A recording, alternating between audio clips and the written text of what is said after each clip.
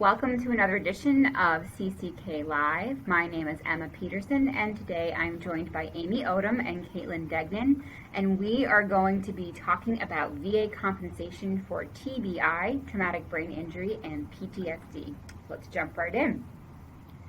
Amy, can you start us off by telling us what is a TBI? Sure. A TBI is a traumatic brain injury that can be caused by many factors, including a blow to the head or an object penetrating the brain, and it results in brain dysfunction. A common form of TBI is a concussion, but not every concussion results in TBI. That's a medical determination that a doctor has to make whether a particular person's concussion resulted in TBI. And common causes of TBI include combat exposure and car accidents. Caitlin, how does VA go about diagnosing TBIs? So after a veteran suffers a TBI, they're going to have symptoms, and these will manifest cognitively, physically, behaviorally, and emotionally. And these residuals often include dizziness, headaches, impaired vision or hearing loss, tinnitus, weak muscles, stroke, seizures or paralysis, coordination, balance, and gait disorders, difficulty with written and verbal communication, impaired memory and difficulty concentrating, depression, or poor judgment. TBIs are initially diagnosed as mild, moderate, or severe based on medical testing and the severity of the veteran's symptoms. And while mild brain injuries usually resolve themselves within about 6 months, there can still be significant residuals associated with more severe TBIs. So VA will go about rating TBIs once they've been service-connected, and we have a lot of material on our website and on our channel about how one goes about getting service connection if you're interested.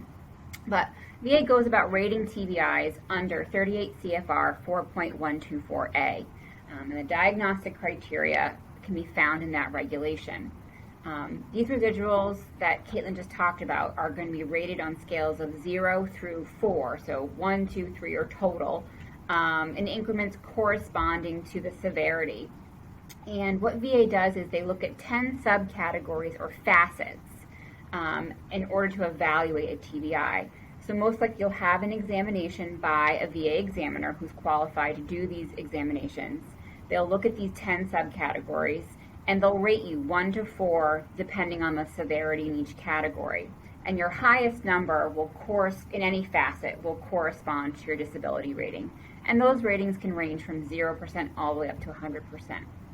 So the 10 subcategories that VA will look to when evaluating your TBI include impairment of memory, attention, concentration, and executive function, altered judgment, inhibited social skills, orientation to person, place, time, and situation, impaired motor activity, visual spatial orientation, subjective symptoms that you might have that aren't otherwise included in this list, neurobehavioral effects, ability to communicate, and consciousness. We're going to put up in the links a link to some information for you if you want to read into these facets further. But just know that there might be other conditions associated with your TBI that one would think of, like headaches or hearing loss, and those need to be rated separately under their own diagnostic code. So the world of TBI really sort of splinters out from the TBI and then its residual conditions. There is another regulation, 38 CFR 3.310, that allows for presumptive secondary service connection if you are service connected for a TBI. So let's say you're service connected for a TBI and you later on develop dementia, Parkinson's, seizures, depression, or a hormone deficiency within certain windows of time, and you have to look to that regulation to see what those windows are. VA will automatically grant service connection for those conditions. So Amy, there's a lot of overlap between TBI and PTSD, so why don't you take us through what PTSD is? Yeah, so PTSD, often also referred to as post-traumatic stress disorder or post-traumatic stress, is a mental health condition that occurs as a result of experiencing a distressing, shocking, or otherwise traumatic event. So whereas TBI is a neurological disorder, PTSD is a mental health condition. And many veterans develop PTSD from events they witnessed or experienced during their military service. Symptoms and severity of PTSD can vary from person to person. Some people don't have very many problems from it, and others have very severe problems from it. But common symptoms that we see are re-experiencing the trauma through intrusive, distressing recollections of the event, flashbacks and nightmares, that kind of thing. Emotional numbness and avoidance of places, peoples, and activities that remind you of the trauma, as well as anxiety and depression. And what we call increased arousal, which are things like difficulty sleeping and concentrating, feeling jumpy, and being easily irritated and angered. So Caitlin, how is PTSD rated? So in order for VA to grant direct service connection for PTSD, a veteran has to provide proof of a current diagnosis, a statement from that veteran about the stressor that occurred during service, and a medical opinion that the stressor was sufficient enough to cause PTSD from either a VA or a VA contracted psychologist or psychiatrist. Once that PTSD is service connected, it's then rated using the general rating formula for mental disorders. And these ratings range from 0 to 100% with intervals at 10, 30, 50, and 70%. So for those watching, you can probably see where we're going with this. There's a lot of connection between PTSD and TBI. And numerous studies, including one by the AMA, the American Medical Association, notes that there's a strong connection between TBI and PTSD. And that makes sense. Oftentimes, the same traumatic event that caused your TBI is also a very stressful event that can result in PTSD. And many of the symptoms between the two conditions overlap. And due to this overlap, it can be challenging, particularly for VA, to appropriately rate a veteran who should be service-connected for both conditions as well as other secondary conditions. So for example, you might suffer from depression, sleep trouble, memory problems, and those can be a result of TBI. They could be a result of PTSD or even both. And additionally, as I mentioned, many veterans with TBI will develop PTSD from that event that caused the TBI. So we'll have both physical and emotional trauma from the same event, and then the emotional trauma can worsen the physical. So Amy, what happens from here? How does VA go about rating PTSD and TBI if they exist together? Well, the important thing to remember is that you can't get two ratings for the same symptoms. And the problem with PTSD and TBI is that they often cause the same symptoms. So one of the facets or the areas that Emma talked about that VA will look at with TBI is neurobehavioral disturbances. And that's things like inappropriate behavior, irritability, that kind of thing. But that is exactly what is also considered in the rating for PTSD. And you can't get two ratings based on that symptom. So another example is if you have a veteran who's service-connected for PTSD and experiences flashbacks, hypervigilance, social isolation, and severe sleep impairment with trouble falling and staying asleep, and is also highly irritable, that person's PTSD rating probably takes these symptoms into account. And if later it becomes clear that that veteran also suffered a TBI that causes sleep impairment and irritability, that person's not going to be able to get a separate rating for that TBI unless there are additional symptoms caused by the TBI that are not already considered in the PTSD rating. So, for example, if that veteran has headaches or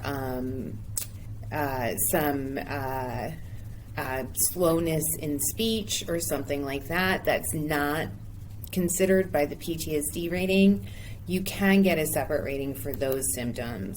And by law, VA must always give you the highest of the rating. So in the example where the veteran's TBI symptoms completely overlap with the PTSD symptoms, if the veteran would get a 70% rating under the TBI criteria and only a 30% rating under the PTSD criteria, While the veteran can't get both the 70 and the 30, VA is required by law to give the veteran the 70 under the TBI criteria in lieu or instead of the 30 under the TBI criteria. That's called the duty to maximize benefits. So Caitlin, what kind of compensation are veterans looking at for TBI and PTSD? So just like any other disability, the VA is going to give the veteran a rating, and that's the level that they're going to be compensated at. So for example, if a veteran is rated at a 100% disability rating,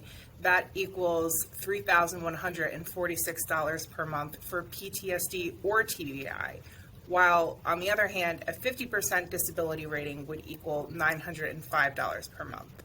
A full list of compensation rates can be found online on our website. Now, if VA is rating you for multiple conditions, such as TBI and PTSD, the veteran will receive a combined disability rating that might result in increased compensation. So, for example, if a veteran has a 30% rating for PTSD and a 10% rating for TBI, those would be combined using VA math to equal a 37% combined rating, which would then result in a 40% combined rating overall. VA math is a little bit different than the typical arithmetic that you're probably used to, so we would suggest checking out the VA disability calculator on our website if you're more interested in that math. Additionally, Caitlin, isn't there a special benefit that veterans can receive in terms of special monthly compensation just for folks with TBI? Yes, so veterans who suffer debilitating residuals of a TBI might qualify for SMCT, which is an additional special monthly compensation reserved specifically for veterans who have suffered a TBI.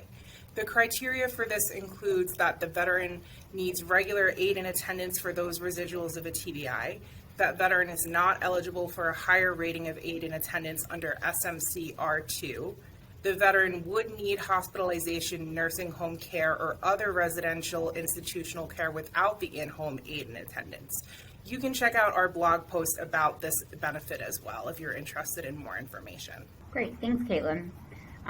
So that really wraps up our discussion of TBI and PTSD. Amy, any final thoughts?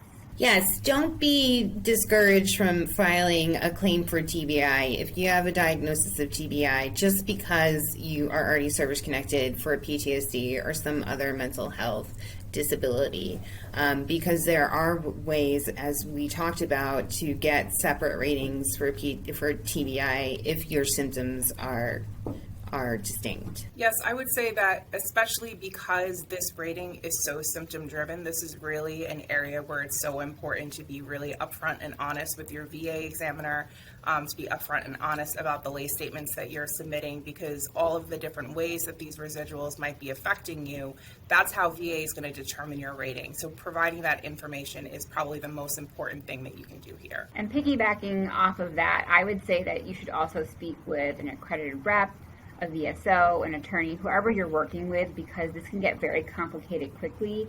And it's unfortunately, I think, an area in which VA struggles to rate veterans appropriately.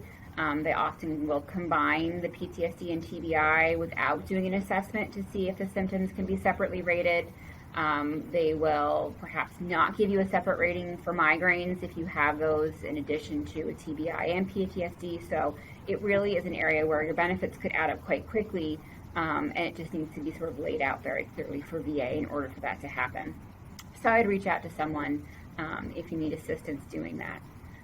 But that really ends our discussion today of PTSD and TBI. My name is Emma Peterson with Amy Odom and Caitlin Degnan, and thanks for tuning in, and be sure to subscribe to our channel if you're interested in more VA benefit content. Thanks so much.